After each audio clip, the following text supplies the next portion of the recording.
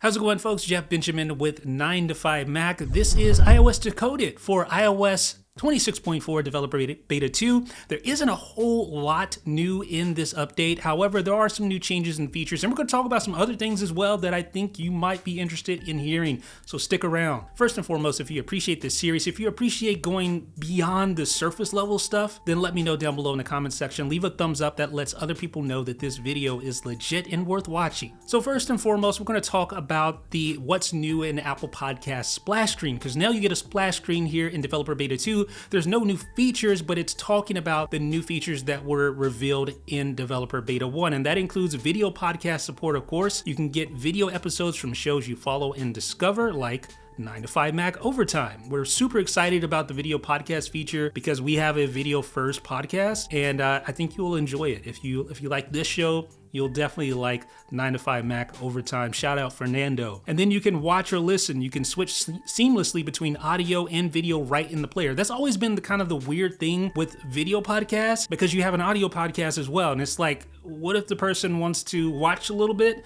and then just go back to just listening? It's kind of awkward because then you have to have two different streams. Well, now Apple's making that easy. Basically, you just have one, I'm assuming just one upload, and then the user will be able to switch between audio and video seamlessly, and then all your progress will be tracked just like normal. And then they're going to also have offline viewing for videos to download and watch offline. So that's going to be great. I'm looking forward to that very much. What do you guys think? Do you like video podcasts? Do you watch video podcasts? Do you prefer just the audio versions? Let me know down below. I'm really interested to hear, as someone who has a video podcast, what you guys have to say. Now, the next new feature involves the Games app. So last beta, Apple updated the App Store app, and basically what they're doing now is they're putting the search bar back towards the top of the screen. I'm not sure exactly why they've decided to do this, but they have. And now they've actually added this feature to the Games app as well. So now when you perform a search in the Games app, that search bar will be at the top, just like the App Store app. Interesting change. I don't know why or what the motivation for that was. And then you get new dark menus in Control Center. So that's really cool. So when you long press on an option in Control Center, so say you go to the toggle controls and you long press, or you press on the AirDrop option, and that reveals that little menu that has the option to receive all for contacts only or everyone for 10 minutes. Well, now that is going to be dark. Even if you're in light mode, that is going to be dark. So previously that menu was light, and regardless if you were in dark mode or not, so it kind of stood out, especially if you were in dark mode. But now, regardless, that appears to be dark now. Maybe Apple would change this in the future to switch between light and dark, who knows, but as of now, it is dark. So the Music app got a subtle little change. If you go into the profile settings for the Music app, you're going to notice if you scroll all the way down to the bottom, you're going to see Music settings. So there's a quick handy link to your music settings. Just tap that. It'll open up settings, apps, music, and get you directly to your music settings to do things like adjust audio, adjust EQ, change your downloads, things of that nature, lyrics, all the things you can configure within the Music app. Well, you can do so right there from the settings. You'll also notice a new accessibility setting. So if you go into settings, accessibility, and then you choose display and text size, you're going to see a new option called reduce highlighting effects. Now, I was under the impression that this was the spectral highlights around the liquid glass interface. You know, when you move your phone around, you can sort of see how the light refracts off the edges of various objects, icons, Control Center, etc. But turning that on actually didn't appear to do anything. And then other people were saying it's a new change with the context menus. So when you move your finger on the context menus, it changes the highlighting there. But truth be told, I don't think anyone knows. I don't even think this is an active feature yet. As of now, it doesn't appear that this does anything quite just yet.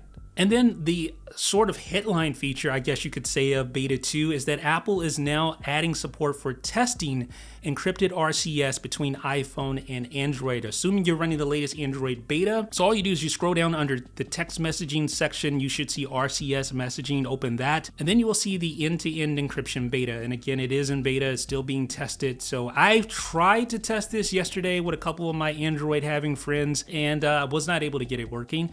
So overall, this has been a pretty basic update, I guess you could say. There's no new AI-based Gemini features. There's no new emoji, you know, those 8 new emoji that are supposed to be appearing anytime now. Those are not included in this beta. However, there are a couple of additional new things I want to talk about. Now, after some digging around, it appears that Apple is actually working on redesigning the permission prompts UI in an upcoming version of iOS. Now, whether or not this is going to come within this beta cycle or several beta cycles down the road, we don't know. A lot of times we'll see these new features and they don't actually come to fruition until several releases down the road. But what we have confirmed is that Apple is working on a new design where the permission prompts will be displayed as a sheet. Unfortunately, there are no current permission prompts in 26.4 beta 2 that use this new sheet, but stay on the lookout. We'll be looking for that in upcoming versions of iOS. We've also found that the iOS SDK adds a new NSPredicateValidation Protocol. Now, NSPredicate is an API that's been around for a very long time, and it's also been the target of a lot of malware abuse over the past years. Now, this is probably a mechanism for validating predicates before actually evaluating them to prevent those types of exploits. Of course, this is in addition to the various mitigations that have already been put in place. Now, about those rumored Apple Studio display updates. So it appears that Apple's working on 2 new displays that will be significantly different than the outgoing Studio display. But here's the interesting thing. Between these 2 new models, the only difference that we're seeing between them